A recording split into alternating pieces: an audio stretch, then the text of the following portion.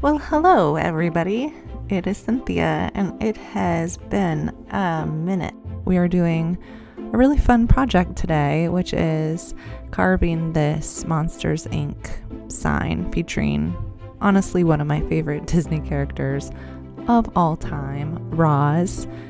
And the reason why we're making this sign is to give it as a gift to the IT guy at work who never ever judges me based on the number of times I need my password reset.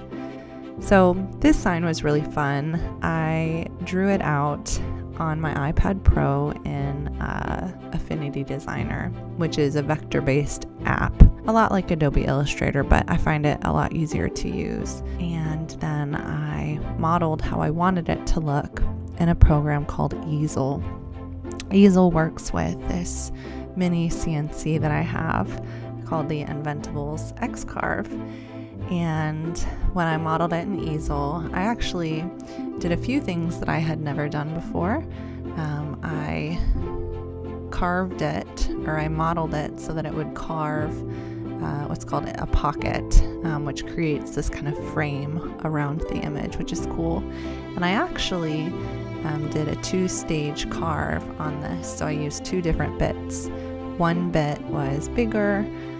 I used a 1/4 inch carbide straight flute, and that is to do what's called a roughing pass. So it takes a lot of the material off more quickly.